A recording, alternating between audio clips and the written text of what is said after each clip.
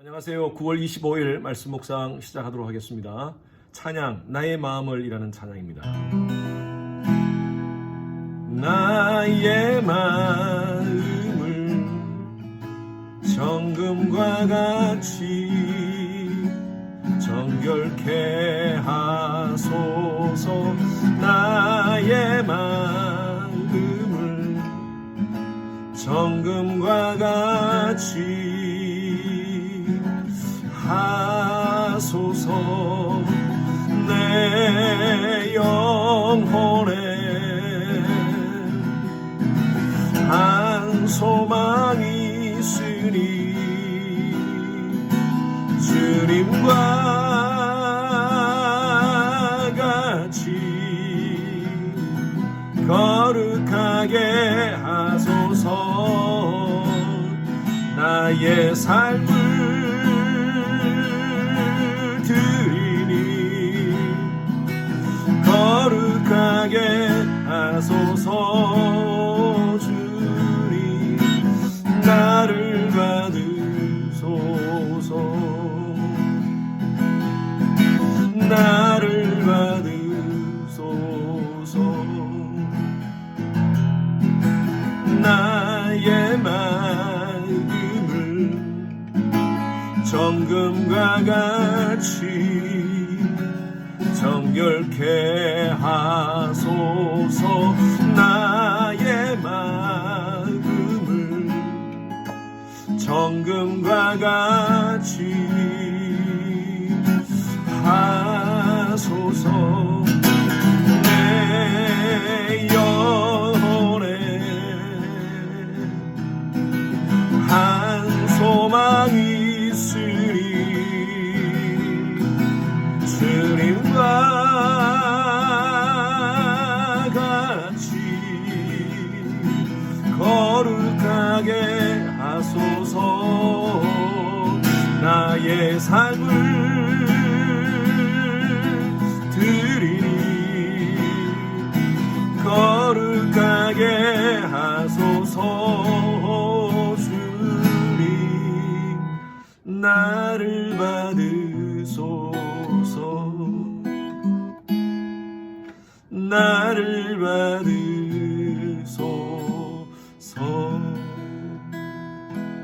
아멘.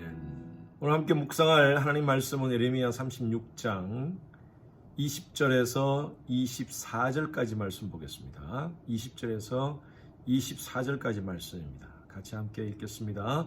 그들이 두루마리를 서기관 엘리사마의 방에 두고 뜰에 나가서 왕께 나아가서 이 모든 말을 왕의 귀에 아뢰니 왕이 여우디를 보내어 두루마리를 가져오게 하며 여우디가 서기관 엘리사마의 방에서 가져다가 왕과 왕 곁에 선 모든 고관의 귀에 낭독하니 그때는 9째 달이라. 왕이 겨울 궁전에 앉았고 그 앞에는 불피운 화로가 있더라. 여우디가 서너 쪽을 낭독하면 왕이 칼로 그것을 연하여 베어 화롯불에 던져서 두루마리를 모두 태웠더라. 왕과 그 신하들이 이 모든 말을 듣고도 두려워하거나 자기애들의 옷을 찢지 아니하였고. 하나님께서 예레미야에게 말씀을 주십니다. 그리고 그 말씀을 두루마리에 기록하라고 합니다. 당시 예레미야는 감옥에 있었기 때문에 그것을 받은 말씀을 기록할 수가 없어서 바룩이라는 사람을 불러서 그 말씀을 기록하게 하고, 또 그 바룩이라는 사람을 통해서 나아가서 성전에 가 이 말씀을 낭독하게 합니다. 요즘같이 이렇게 성경이 다 이렇게 있으면 성경을 사람들에게 나누어 주면 되지만 그 당시에는 이런 성경, 문자로 된 성경이 없지 않습니까? 프린트를 할 수도 없고요. 그래서 다 기록을 했습니다. 여기서 말씀하는 두루마리는요, 이런 종이를 의미하는 것이 아닙니다. 당시에 종이가 없었기 때문에 얇은 나무잎을 붙여서 만든 그런 판입니다. 거기다가 하나하나 하나님께서 주신 말씀을 아주 정성껏 기록을 했을 것입니다. 그리고 그 말씀을 다 기록한 것을 이제 바룩은 어제 우리 말씀 묵상했죠. 성전에 가서 말씀을 선포할 때 그때 그 말씀을 들은 백성들이 회개하고 마음에 찔려서 하나님께로 돌아오고 금식을 선포하고 놀라운 부흥의 역사가 일어났다고 어제 우리 말씀 묵상을 통해서 우리가 알았습니다. 이렇게 하나님 말씀을 받은 백성들의 놀라운 변화를 보고 고관들이 놀랍니다. 아니 어떻게 이런 일이 벌어질 수 있는가? 그렇게 해서 이것을 왕에게 고합니다. 오늘 이 10절 말씀 보십시오. 그들이 두루마리를 서기관 엘리사마의 방에 두고 뜰에 가서 왕에게 나아가서 이 모든 말을 왕의 귀에 아뢰니. 왕에게 왕이시여 정말 이 놀라운 역사가 일어났습니다. 하나님 말씀을 받은 에레미야가 그 말씀을 기록하게 해서 바룩이 성전에서 말씀을 선포하는데 백성들이 이렇게 해서 말배 찔림을 받고 금식을 선포하고 지금 온 성안이 난립니다 라고 얘기를 합니다. 왕은요 그 두루마리를 가져오라고 합니다. 21절 보십시오. 여우디를 보내서 두루마리를 가져오게 하고 그리고 왕과 곁에 선 모든 고관의 귀에 낭독하니 라고 되어 있습니다. 자, 여기까지만 들으면요 그래도 왕이 백성들이 저렇게 변화받고 놀라운 참 하나님 앞에서 회개를 하는 그런 모습을 보면서 나도 정말 하나님 앞에서 새로운 말씀을 받고 나도 변화받아야겠다 하는 그런 갈증을 가지고 있는가 보다 라고 생각할 수 있는데 여기에 반전이 있습니다. 22절 말씀 보십시오. 왕이 겨울 궁전에 앉아있고 그 앞에 불 피운 화로가 있더라. 자, 왕은요 화로를 피워놓고 그 당시에 굉장히 화려한 여름 궁전이 있고 겨울 궁전이 있었던 것 같습니다. 그죠? 여름 궁전에는 또 여름 시원한 곳이었고 아마 겨울 궁전에는 따뜻한 곳이었던 것 같습니다. 참 나라가 이렇게 힘들어가고 어려운 이런 상황 속에서도 왕은 화로운 생활을 했던 것 같습니다. 어쨌든 간에 겨울 궁전에서 화로를 피워놓고 거기에 앉아서 왕의 신하가 하나님의 말씀을 읽습니다. 하나님 말씀을 읽고 나서 읽은 그 두루마리를 왕에게 전달해 주면 그 다음 보십시오. 23절에 여우디가 서너 쪽을 낭독하면 왕이 칼로 그것을 연하여 베어 싹싹 뺍니다. 그리고 화롯불에 던져서 두루마리를 모두 태웁니다. 여러분 요즘 성경책 같이 이렇게 프린트를 해서 성경책 여러 개가 있는데 그 중에 하나를 태우는 것이 아니라 그 당시에는요 에레미야가 직접 받은 하나님 말씀입니다. 그 두루마리 하나밖에 없는 그 두루마리 말씀을 왕은요 앞에서 웃어가면서 아마 그것을 태웠을 것입니다. 하나하나씩 읽어주면 찢어가지고 불 속에 던지고 읽으면 찢어가지고 불 속에 던지고 24절 보십시오. 왕과 그 신하들이 이 모든 말을 듣고도 두려워하거나 자기들의 옷을 찢지 아니하였고 이 당시에 옷을 찢는다는 의미는 회개를 의미합니다. 백성들은 그 말씀을 받고 옷을 찢고 하나님 앞에 회개했는데 왕은요 그 말씀을 받고 하나님 말씀을 찢습니다. 자기의 심령을 찢지 않고 자기 옷을 찢지 않고 하나님의 말씀을 찢어버립니다. 여러분 어떻게 이렇게 불경한 행위를 할 수 있을까요? 그 이유가 있습니다. 그것은요 이 여호야킴 그 당시의 왕 여호야킴은 하나님을 인정하지 않았습니다. 어제 말씀드린 것과 같이 하나님 말씀은요 운동력이 있습니다. 좌우의 날섬금과 같이 예리합니다. 히브리서 4장 12절 말씀이죠. 그래서 혼과 영과 골수를 쪼개기까지 합니다. 그리고 그 마음에 있는 모든 생각을 감찰하신다 그랬어요. 여러분 하나님 말씀을 받을 때 두 가지 반응이 있습니다. 자기 성찰이라는 반응이 있고요. 셀프 리플렉션이라는 것이 있고요. 두 번째는요. 투사라는 게 있습니다. 프로젝션이라는 것이 있습니다.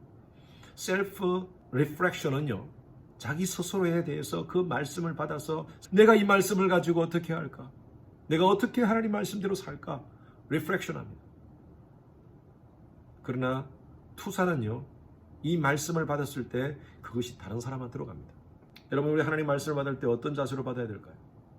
사도행전에 보면 사도행전 2장에 보면 베드로가 하나님 말씀을 선포할 때 그 지역에 있는 수많은 사람들이 그 말씀을 받고 예수를 그리스도로 믿으라 그리하면 구원이 있다라고 할 때 그들은요 그 성령의 놀라우신 은혜를 체험하고 어찌할꼬 하면서 하나님 앞에 옷을 찢습니다. 회개합니다.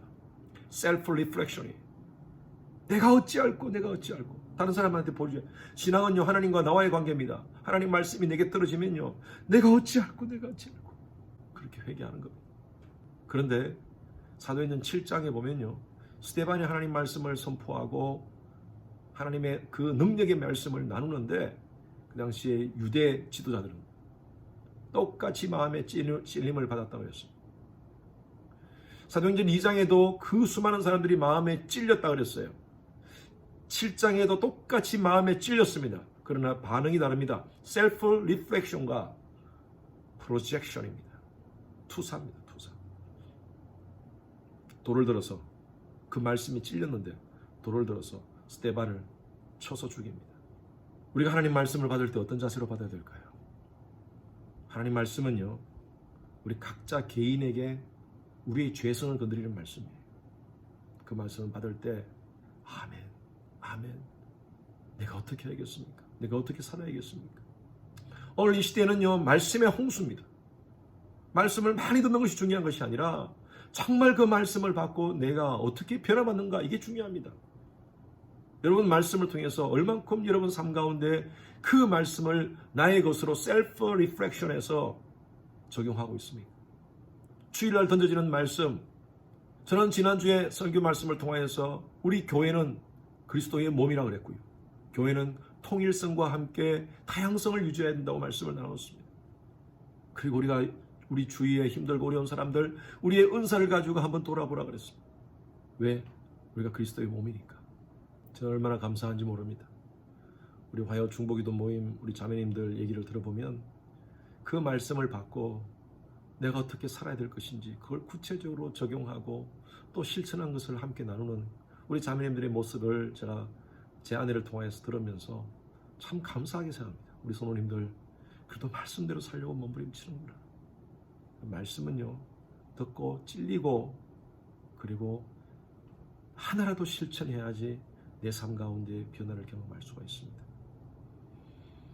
이런 마음을 찢읍시다. 하나님 말씀이 내 마음 가운데 부닥쳤을 때 내 마음을 찢고 셀프 리프렉션, 영적인 자기 성찰을 통하여서 날마다 믿음으로 성장하는 여러분 되시기를 주님의 이름으로 축원합니다. 이번 주일날 메시지도 여러분 그렇게 받으시기 바랍니다. 오늘부터 아침 말씀 묵상 시간에 매일매일 우리 기도 제목을 가지고 또 선교사님들을 위해서 기도하는 시간을 갖겠습니다. 월, 화, 수, 목, 금 매일매일 기도의 제목이 다릅니다. 그리고 우리 열한 선교사님들을 각각 이렇게 매일매일 다른 분들을 위해서 기도하도록 하겠습니다. 금요일 오늘은요, 예배를 위해서 여러분 기도해 주십시오. 예배자 말씀을 선포하는 자들을 위해서 여러분 기도해 주십시오. 설교자들을 위해서 기도해 주시기 바랍니다. 오늘 내일 여러 우리 목사님들이 또 우리 전도사님들이 영상을 준비해서 아이들에게 또 전달하고 또 주일날 라이브 스트림으로 또 저를 비롯해서 우리 여러 목사님들이 청년부 또 중고등부 대학부 메시지는 라이브 스트림으로 나갑니다. 하나님 말씀을 선포하는 우리 설교자들에게 하나님께서 지혜와 능력으로 함께 해달라고 여러분 기도해 주시고, 두 번째로는요, 말씀을 대하는 우리 모든 성도님들 마음을 활짝 열고 말씀을 잘 받을 수 있도록, 우리 어린 아이들도 마찬가지입니다. 말씀을 잘 받을 수 있도록 그렇게 기도해 주시고, 세 번째로는 성령께서 예배 가운데, 각 예배 가운데 기름 부으심이 있도록 해달라고 그렇게 기도해 주시기 바랍니다. 특별하게 큰 소리 내지 않겠습니다. 잠시 여러분들에게 시간을 드릴 테니까요, 예배를 위해서, 설교자들을 위해서, 또 우리 말씀을 받는 자들을 위해서, 예배의 전체적인 성령의 기름 부으심을 위해서 잠깐 기도하고 제가 마무리하겠습니다. 기도하겠습니다.